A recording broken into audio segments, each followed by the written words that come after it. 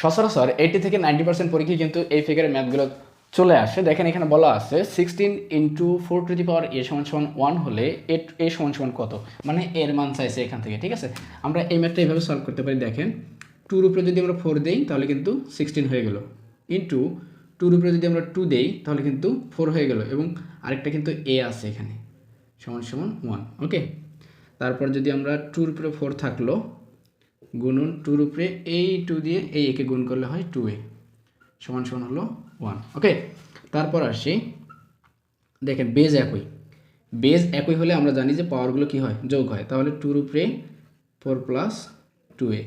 আরেকটা জিনিস আমরা জানি, এই যদি আমরা 1 বানাতে চাই, এ পাশেও 2 আছে, এ পাশেও আরেকটা যদি 2 আনতে চাই তাহলে আমাদের একটা কাজ করতে হবে, 2 উপরে 0 দিতে হবে, এর মানে কিন্তু 1।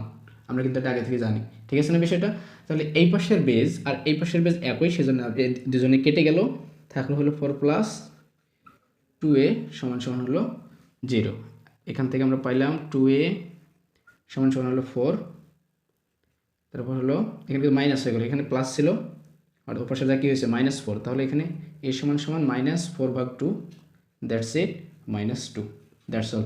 অর্থাৎ আমাদের অ্যান্সার হচ্ছে -2। মানে কত সহজে কিন্তু আমরা সলভ করে ফেললাম। ভিডিওটি ভালো লাগলে অবশ্যই লাইক, কমেন্ট এবং পেজটিতে নতুন হয়ে থাকলে ফলো করে আমাদের পাশে থাকবেন। ধন্যবাদ।